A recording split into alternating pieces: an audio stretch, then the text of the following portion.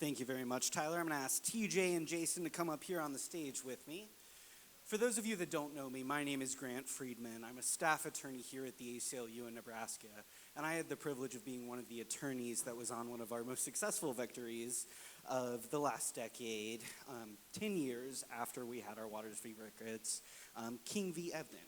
Now, in the spring of 2024, our Nebraska state senators, defied kind of this national trend we were seeing of people taking the vote away from individuals. So while across the country, many states were rolling back voting rights, Nebraska state senators chose to expand the ballot to make sure that individuals were able to vote. And they did this by making the Nebraska's 2-year waiting period after finishing a felony conviction go away. So as soon as you were done with your conviction, all parts of probation and parole, you were able to vote again. However, before that law took effect, the Attorney General, Mike Kilgers, and Secretary of State, Friedman, asserted that only the Board of Pardons had the ability to restore voting rights. Now, the Board of Pardons is made up of Attorney General Hilgers, Secretary Evnen, and Governor Pillen. Using the Attorney General's interpretation, Secretary Evnen ordered all election commissioners across the state to stop allowing those with felony convictions to register to vote. Regardless of how much time had passed since they finished their sentence, in clear violation of the law. Now, we partnered with the ACLU National's Voting Rights Project and sued on behalf of 3 individuals, as well as Civic Nebraska. Up here with me is one of those individuals, TJ King, as well as our policy strategist, Jason Witmer, who is engaged on the policy and communications side of things. Now, I want to start with a question to both of you. Will you talk me through how you learned about the Secretary of State had ordered officials to stop essentially following the law to prevent Nebraskans with felony convictions from registering to vote? Well, mine's pretty easy. I work at the ACLU. I worked with coalitions of people. I could slept through that, and I heard all about it the next day, so I don't even think I need to go into great detail of that part, because that's exactly what happened. I didn't sleep through it. I heard from the organization. So for me, it was a little bit different. With me being somebody that's been system impacted, with what we thought was going to be a milestone for a lot of the individuals or the classmates, as I call them, School of Higher Education, we all were going to go. A bunch of us were all going to go, and we all were going to register to vote, and we all were going to be able to vote. So we thought. So for me, hearing that news was kind of a gut punch for me, because I could have went the week before. I was waiting for my friends, for my classmates, to my brothers and sisters in arms to go with me. So hearing that, and hearing that they tried to pull the shenanigans that they tried to pull, was kind of, for me, like, okay, we're gonna let you hoop for now, but we have something for you. But TJ, why was it important for you to be a part of this litigation?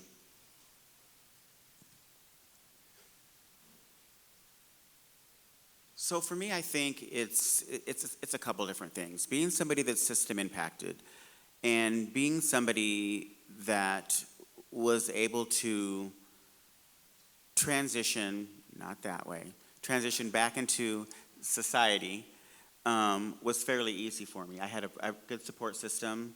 My mom's back there, other individuals. But for other people, it wasn't that easy. I looked at it like this. You want my money for my taxes, you're going to get my voice for my vote. So that made it easy for me. That made it easy for me. And for me, there are a lot of people that want to be able to be heard but don't know how to make their voice heard. And for those of y'all that know me, y'all know I make my voice heard. So it was a no-brainer for me. Just being able to be a part of that, being able to be a part of making your voice heard, and being a part of being able to stick it to Boss Hogg, our governor, was everything. Yeah, thank you for that. I think one thing that we were really dealing with this lawsuit, not only was it in the middle of an election year, so we were up against some statutory deadlines for when people need to register, there was just a lot of confusion because the Attorney General, for lack of a better term, just shouted at the Secretary of State to stop letting people register to vote. So it created this massive set of confusion about who was able to vote, who had the authority to tell people who could and could not vote. And Jason, this was an incredibly powerful moment. I remember you saying at our victory press conference that the Secretary's decision had already created a lot of harm.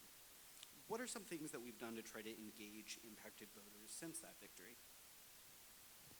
Yeah, as you could probably put it in different areas of your life if you've ever been in trouble, but you're moving on and then something comes up that might cause you trouble, but you ain't doing nothing wrong. That's almost worse feeling than actually doing the trouble. Knowing that you're trying to defend yourself and I haven't done nothing wrong, and then when it comes to a system where you've done harm and you can be literally incarcerated and your freedom taken, and then you're thinking the voting system, which many of us, including myself, because I am system impacted, we don't believe it's for us. So when they're telling you it's not for you, and then you're seeing other states doing crazy stuff, and you're starting to think, if I do something like vote or register, will I go to jail, prison? And so people are already thinking that, like, I don't want no part of that. We know there's people we didn't hear about. I don't want no part of that. However, because I had the grace to become part of the ACLU, we are part of that. We're going to be part of the part where we push back, along with our coalition. And as was said earlier, contacting county jails, because getting in trouble, whether you did it or not, if you're not convicted, you don't just lose your rights. And being in a county jail does not just strip you of your rights. However, sometimes people don't know, and sometimes the people who have you in custody have no interest of knowing themselves, or if they do know, might not have no interest of offering you that right to vote for whatever reason. And so we was reaching out to all these jails with partners and sending information to let them know this knowledge in order to provide people at least the knowledge and the ability to choose if they want to vote and how they can go about that. To that end, Jason, do you want to preview anything that we're working on this election year? We're working on a lot, but I want to kind of say something different. So, because this is what we're working on. So when we're talking about this restoring your right to vote after being incarcerated, so last year I voted for the first time, and yeah, that's pretty cool. But I'm not saying this completely. I'm saying it's not because suddenly I felt enfranchised, like I wasn't, like I'm suddenly part of the system. It's because I see all the people fighting for other people who are not like them, who may not have went through what they went through, and I get to be part of that. So when I vote, I'm voting and invest not only in myself to be better people, but in other people. I want to be that person that straight guy that wears love is love and believes it.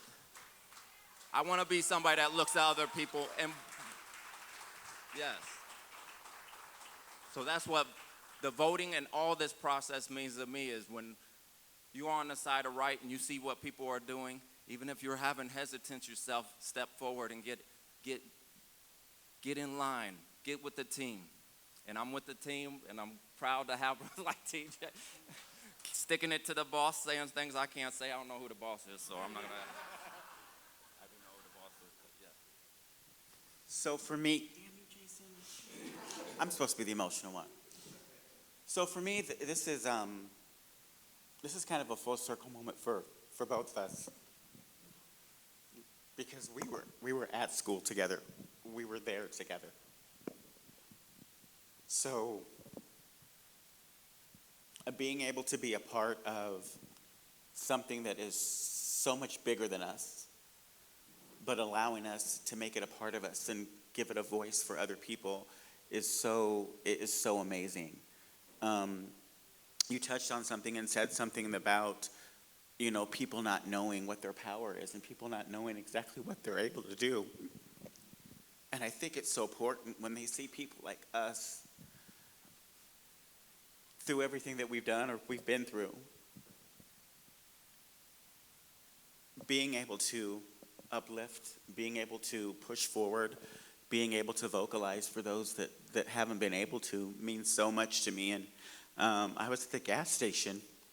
Yes, I pump my own gas. I was at the gas station, and there was this gentleman that I was away with, and he said, "Hey, I saw you on the news," and he said, "I would never have the nerve to do what you did or to say what you said, but I thank you for that." So stuff like that resonates with me.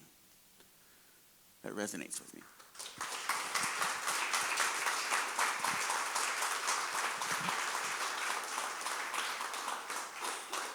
And before we get to our last question, I just want to take a moment and recognize, like it's been said before, that everything we do is because we have individuals that are willing to step up and to make these stories home.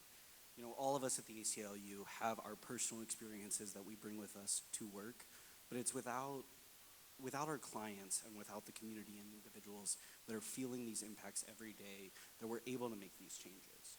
We, had a very, very rushed litigation in the summer to try to get so that these people were able to vote and that they were able to participate and have their voice in democracy.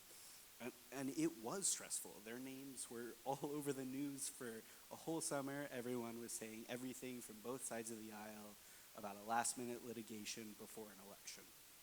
And so I think, I am grateful for not only the role that I get to serve here, but that I am able to work with individuals like this who are willing to stand up and recognize that, yes, we are representing them, but they are also representing their communities that they are with. So on that end, we've seen recently that the Supreme Court is really just gutting the Voting Rights Act. Recently in the Khalil decision, we saw the kind of immense damage that is happening and with, the redistricting that is playing out across the country right now. And of course, this is so linked to racial justice with the history in our country. So just, are there any concluding notes, TJ or Jason, you want to have on what, voting rights work is going to look like going forward? Yeah, I don't know exactly what voting rights are going to look like, but I can say that what injustice to one is an injustice to all, and I believe that.